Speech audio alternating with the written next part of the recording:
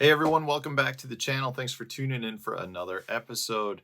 Today I want to talk about a way for you to combat falling water levels as well as shallow water fish where there's a lot of wave action. Now that could be wave action from a heavy wind, it could be wave action from a lot of boat traffic.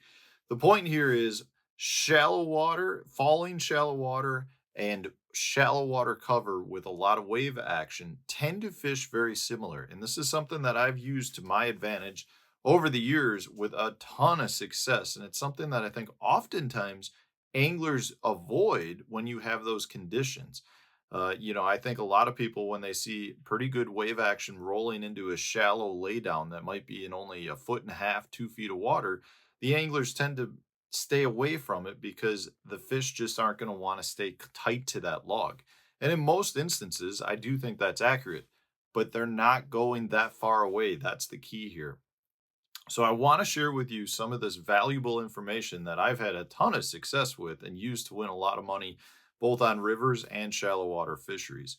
Now, before I do get into that, I do want to remind you that if you want to support the channel and you need to purchase tackle, please use my Tackle Warehouse affiliate link to make those purchases. I'll put the link in the video description for you, as well as if you're looking for more content from me, I've got a members only channel. So you can go to my homepage, click the join button, and learn everything you need to know about my members only channel.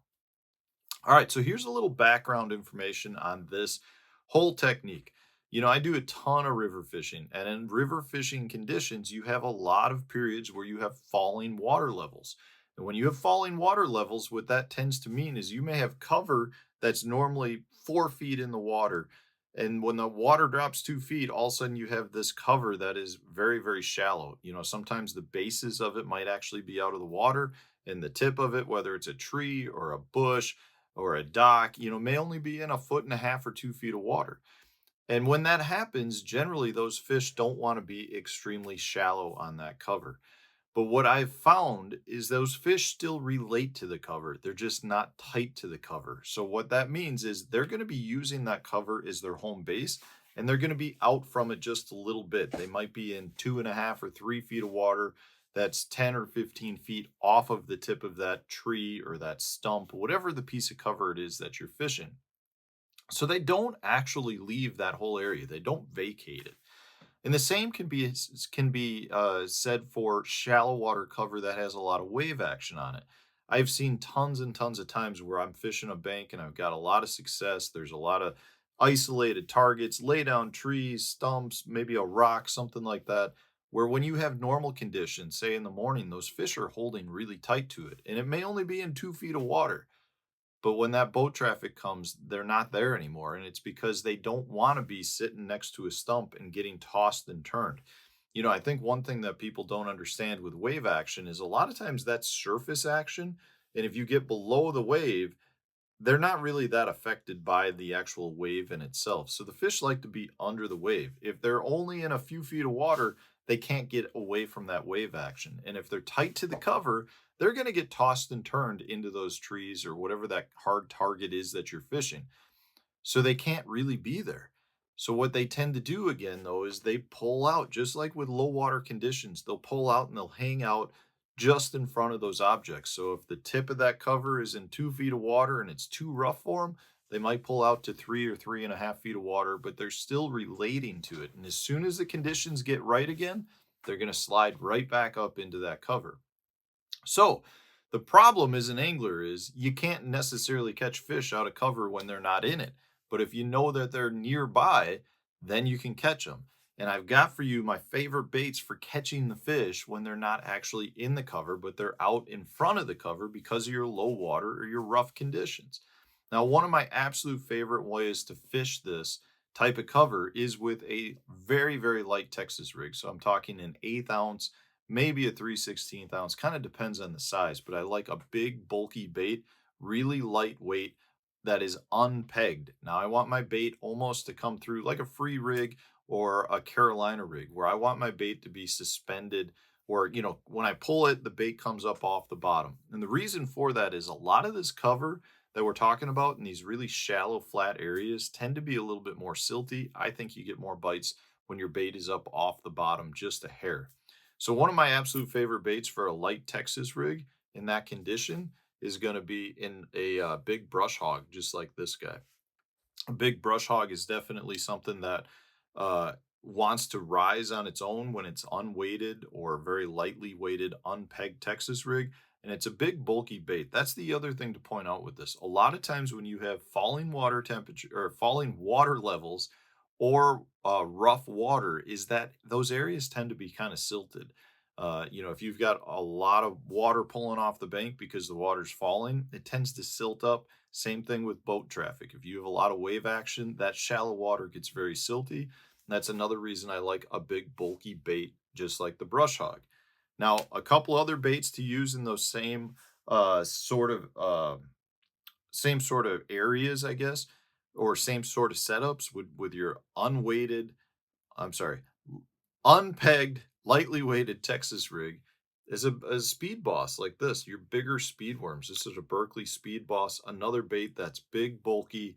When it's unpegged, you pull the bait a little bit, the bait separates from the weight, it rises up. You've got some good kicker legs here. Just a really good bait to draw the fish to it.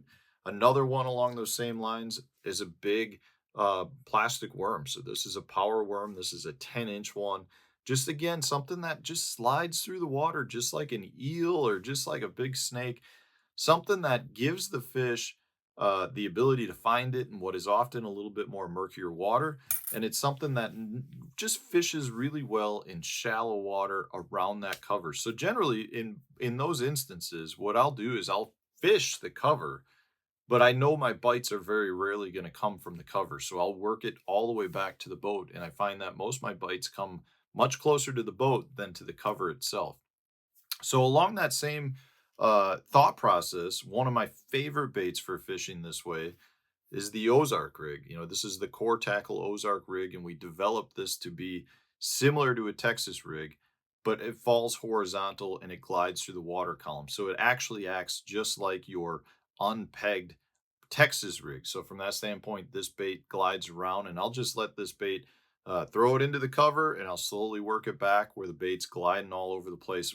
Fish is very, very similar. And again, I'm going to use on this, though, I'm going to use my creature baits. This is the Creature Hog, Berkeley Max Scent Creature Hog.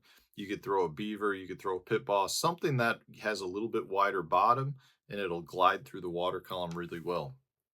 So those are the plastic bait options. Now, there's also some hard baits that I like to throw. Again, one of the problems to this is you don't know exactly where those fish are going to be in relation to that cover. Generally, it's straight out in front, but depending on how the water's set up and that piece of cover set up, they could be in different locations. So a lot of times you got to make multiple casts. Well, if I'm making multiple casts, I can be more efficient with a moving bait. So something like a spinner bait. This is the Picasso Titanium Pro double willow leaf spinner bait. It's got the swing head on there. Really good design for fishing shallow water. This bait rises really nicely. And because it's got the movable head on there, it comes through the cover that you're going to potentially come in contact with outside of the cover that you're throwing at. But a lot of times, this is a technique that is more of your late summer, early fall type situation because that's when your water levels are at the lowest period and you have more users on the water than ever. Um, so having a bait that can cover ground, and when the fish are also keying in on a lot of shad, having a spinner bait like this Picasso one is definitely a must, as well as a good shallow running crankbait. I really like in this situation to throw the hybrid hunter. This is the strike king one. If the water is really shallow, I'll go with the shallow runner because a lot of times I can't make bottom contact because you might get a lot of that silt that's on the bottom. But the shallow running one runs like a foot deep. Just a really good bait again to come through cover. It creates a lot of commotion. It draws a lot of attention from the fish. So this is one that I would like to throw outside of that cover. Again, you can throw it right up into the cover, but work it out. The difference here is most of your bites are going to come closer to the boat versus in normal water conditions or when it's not rough out. Those fish are going to be tight to the cover. They're going to be right in it, and you actually got to go in after them. In this instance, you actually got to fish your bait out and away from the cover because they can't be in it. So hopefully this was helpful. I'm telling you, this is a very, very valuable tip that when you know how to apply it and know where and when to apply it, you're going to catch a lot more fish than you normally would under conditions when a lot of anglers are struggling. So hopefully you enjoyed it. If you did, hit the like button, subscribe to the channel if you haven't done so already. Stay tuned. We'll have a new video coming out tomorrow for you.